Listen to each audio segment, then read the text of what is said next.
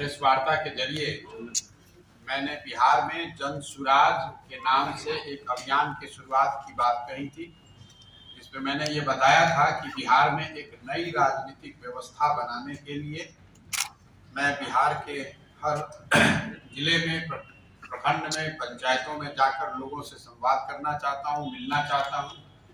समाज से मत कर सही लोगों को ढूंढ कर निकालने का एक प्रयास से उस घोषणा के बाद से मई से मैं लगातार बिहार के जिलों में जाता रहा हूँ। उसी क्रम में आज मैं आपके जिले में भागलपुर में आज आया हूँ। इस पूरे इस अभियान में 2 अक्टूबर से मुझे एक पदयात्रा शुरू करनी है, जिसके जरिए बिहार के सारे प्रखंडों में और ज्यादातर नगरों और पंचायतों में पैदल चलकर पहुंचने का प्रयास होगा, ताकि लोगों से मिला जा सके। पदयात्रा पूरे बिहार के सारे प्रखंडों में करने के लिए हम लोगों का एक अनुमान है कि करीब 3500 किलोमीटर के आसपास पैदल चलना होगा। इसको करने में 1 से 1.5 साल का समय लगेगा। 2 अक्टूबर से जब चलना शुरू करेंगे गांधी आश्रम पश्चिम चंपारण से, तो बिना घर वापस गए हुए एक ही साथ पूरे बिहार को पूरा करने का प्रयास करेंगे। अगर बीच में बीमार नहीं पड़े, घर में कोई इमरजेंसी नहीं हुई, तो 2 तारीख को जब चंपारण गांधी आश्रम से चलना शुरू करेंगे, तो जहां शाम होगी वहीं पर रुकेंगे और अगले दिन वहीं से चलना शुरू करेंगे। पूरे पदयात्रा का जो उद्देश्य है वो 3 है। एक, कि बिहार के हर प्रखंड में, हर पंचायत में, हर गांव, हर शहर में जहां भी पहुंचा जा सकता है वहां जाएं, लोगों से सीधा संवाद स्थापित करें, ताकि उनकी मदद से ऐसे लोगों को चिन्हित किया जा सके जो समाज की नजर में सही लोग हैं। दूसरा प्रयास ये है कि पंचायत के स्तर पे जो समस्याएं हैं, जो लोगों की दिक्कतें हैं, उसकी विवरणी तैयार की जा सके।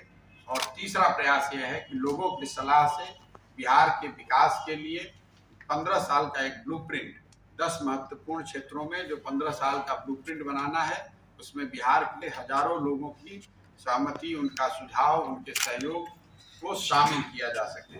पदयात्रा जब खत्म होगी उसके बाद हम लोग का अनुमान है कि करीब 40 से 50 हजार ऐसे लोगों को हम लोग चिन्हित कर पाएंगे जो समाज की नजर में सही व्यक्ति हैं और शायद आज एक साथ आकर एक राजनीतिक मंच बनाने की दिशा में तैयार हैं या कदम उठाना चाहते हैं।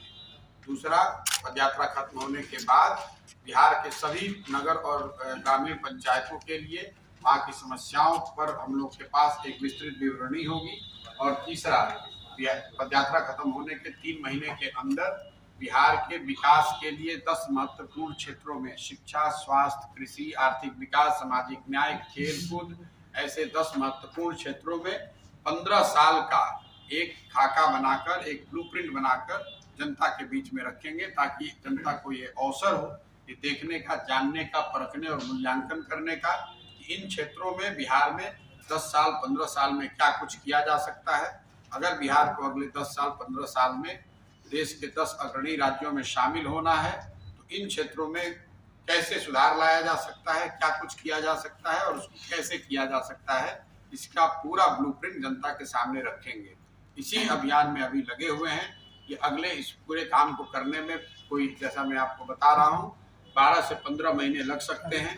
उससे पहले कोई राजनीतिक दल बनाने की बात नहीं है, लेकिन पदयात्रा खत्म होने के बाद जो लोग चिन्हित किए जाएंगे, वो 40,000 हो, 50,000 लोग हों, अगर वो मिलकर एक साथ बैठते हैं और तय करते हैं कि दल कोई बनाया जाना है, तो दल उस समय बनाया जाएगा। लेकिन वो दल प्रशांत किशोर का दल नहीं होगा, उस दल के नेता प्रशांत किशोर नहीं होंगे।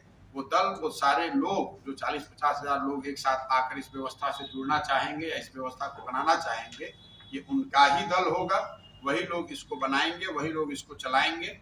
और उसमें मेरी भूमिका एक कैटलिस्ट की है। मेरी भूमिका ये है कि इस चीज को, इस व्यवस्था को खड़ा करने में मैं अपनी ताकत, बुद्धि, शक्ति इसको लगाऊं।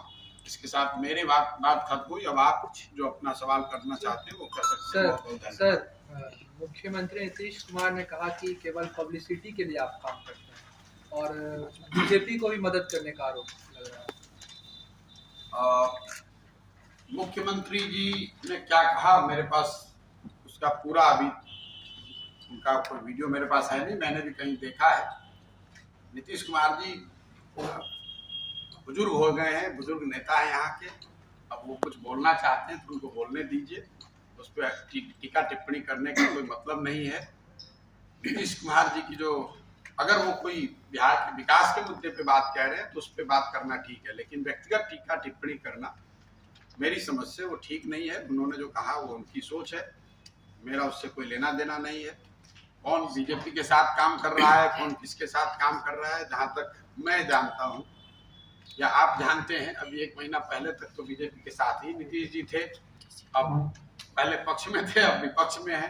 तो नीतीश जी अगर इस तरह का सर्टिफिकेट दे रहे हैं किसी दूसरे को, तो उसको तो आप हास्यास्पद ही मानिए। बाकी उनको हमारे अंदर की बात अगर उनको जानकारी है तो आप मान लीजिए कि नीतीश कुमार की विफलता है ये।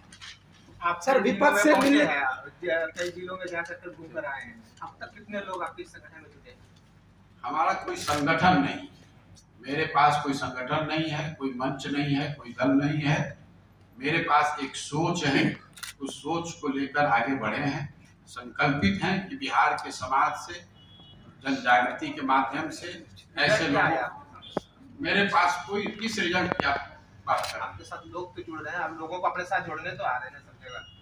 नहीं, ऐसी बात नहीं है, लोगों से संवाद करने आ रहे हैं। अगर उस हिसाब से आप देखें तो 2 मई को मैंने घोषणा करी थी कि 2 मई को जो नंबर हम लोगों के पास थे कि कोई 17,500-18 हजार लोग ऐसे थे जिन्होंने अपने घर, अपने गांव, अपने पंचायत या अपने शहर में बुलाया था कि आप आइए हमारे यहाँ, हमारी मदद से या हमारे लोगों से मिलिए। वो संख्या बढ़कर अभी 75,000 से ज़्यादा है, लेकिन वो हमारे साथ जुड़े हुए हैं, ऐसी कोई बात नहीं। क्योंकि जब मैंने कोई मंच बनाया ही नहीं है तो किस चीज़ से जुड़िएगा आप? तो इस बात को सुन सकते हैं, इस सोच से, मन से जुड़ सकते हैं, उसका कोई आकलन तो है नहीं। सर विपक्ष से, नीतीश कुमार का विपक्ष से मिलने का सिलसिला बदस्तूर जारी है, क्या कुछ कहेंगे? क्या लगता है कि प्रधानमंत्री मोदी को जिस तरह से दबाने के लिए और लगातार सब तो पूरा विपक्ष एक हो रहा है और नीतीश कुमार को भी पीएम उम्मीदवार बताया जा रहा है, कितने पीएम इस बार बनेंगे? भाई देखिए, ऐसा है, जब से नीतीश कुमार जी महागठबंधन में गए हैं उसके बाद से एक सवाल कई बार मेरे से पूछा गया है। जहाँ तक मैं समझता हूँ बिहार में, और मैंने पहले भी ये बात कही हुई तो फिर उसी को दोहरा रहा हूँ, बिहार में जो राजनीतिक घटनाक्रम है ये स्टेट स्पेसिफिक मुद्दा है।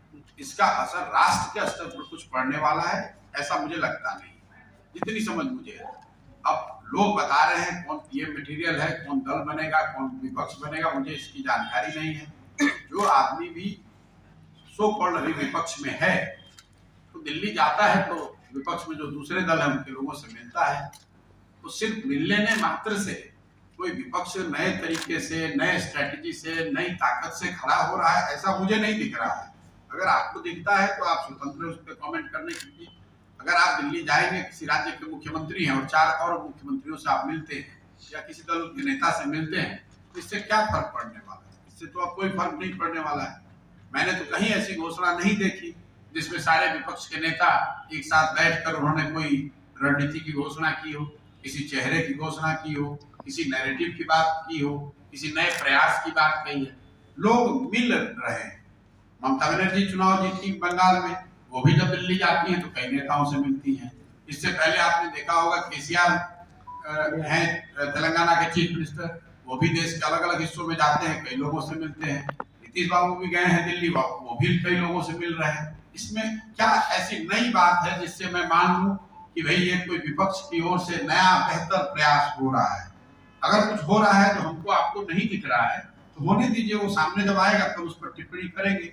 अभी मुझे इस प्रयास में कोई ऐसी मजबूत बात या कोई नई बात नहीं दिखती है जिसको देखकर मैं ये बता सकूं या उस पर कॉमेंट कर सकूं कि इससे देश की राजनीति में कोई आमूलचूल परिवर्तन हो रहा है या कोई नया प्रयास हो रहा है जिसका 24 के चुनाव पर बहुत बड़ा असर हो सकता है। या जन स्वराज यात्रा जो है सर, ये बिहार में ही रहेगी, अदर स्टेट में भी होगा? बिल्कुल, ये पूरी तरह से बिहार को लेकर मैं संकल्पित हूँ। मैंने 2 तारीख को ये घोषणा की है कि आने वाले कई वर्षों तक मेरा पूरा फोकस अभी बिहार पर है।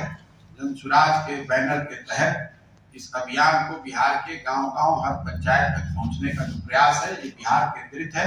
बिहार में करने के बाद ही कहीं दूसरे जगह जाना है। अगर कोई दूसरा बुलाता है बीच में तो 1-2 दिन कहीं जा सकते हैं, लेकिन 2 अक्टूबर के बाद जब मैं पदयात्रा शुरू कर रहा हूँ तो मेरे पास वहां से निकलने का अवसर ही नहीं है। मैं अगर अपने घर नहीं जा रहा हूँ तो दूसरे राज्य में कैसे जाऊँगा? सर, भागलपुर के युवा के साथ संवाद करने किए थे, फिर कुछ समय के बाद इसकी क्या स्थिति हो गई, इसको डिलीट करना पड़ा। उसमें था क्या तस्वीरों के जरिए से नीतीश को क्या बताना चाहते हैं प्रशांत किशोर? नहीं, डिलीट किए। अरे ट्वीट तो आप लोग समझते हैं कि टेक्निकल बात है, कहीं गलती से व्हाट्सएप पे जाना है, वो ट्वीट पे चला गया होगा, इसलिए डिलीट कर दिया। और इसमें कोई इतनी बड़ी बात नहीं, मैं इतना ट्वीट करता ही नहीं, मैं महीनों में एक ट्वीट करता हूँ। वो भी डिलीट करना पड़ा मतलब क्या है भाई? वो ट्वीट करने ऐसी क्या स्थिति हो गई? कोई स्थिति नहीं है। आप कोई मैसेज टाइप करते हो, मैसेज ठीक नहीं होता, आपने डिलीट कर दिया। इसमें कौन सी इतनी बड़ी बात है? उसमें कौन सी ऐसी बड़ी बात है जिसको मैं आपको बताऊं?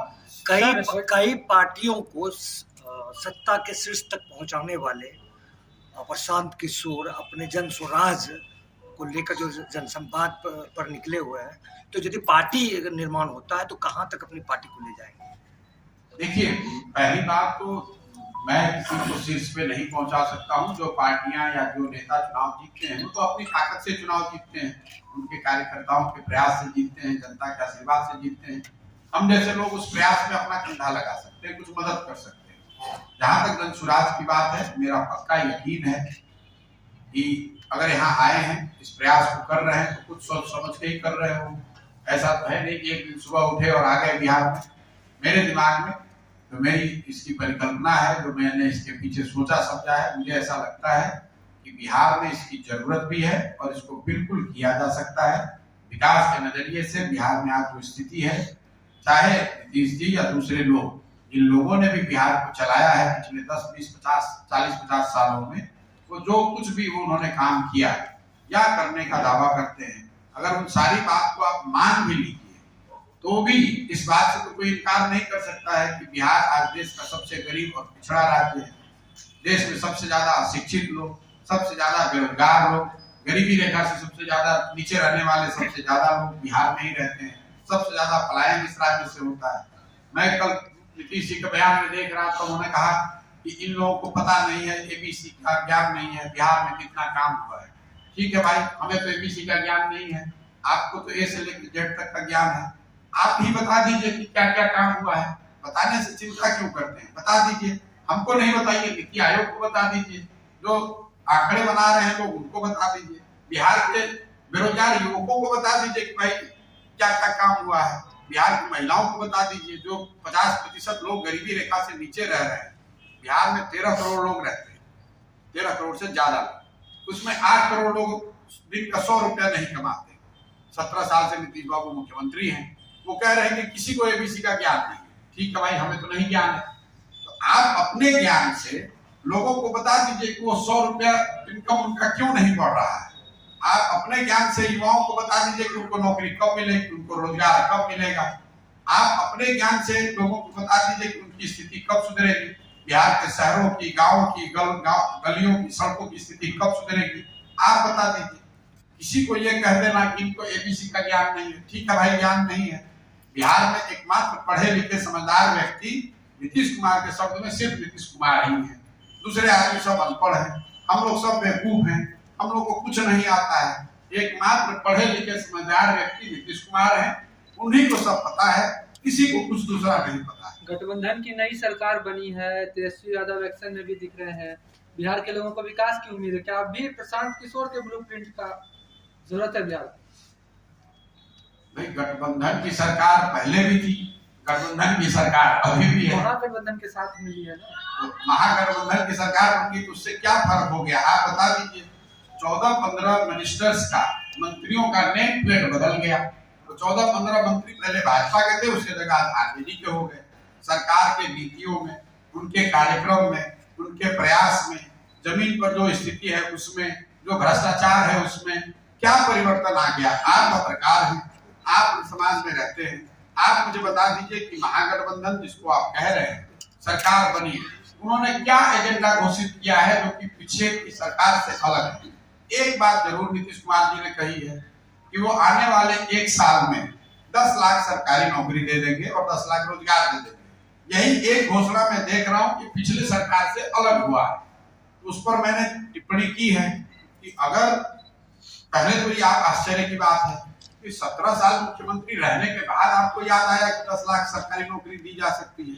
अगर आप इसको दे सकते हैं या दे सकते थे तो अभी तक रुके हुए क्यों थे? पहले ही दे देना चाहिए था।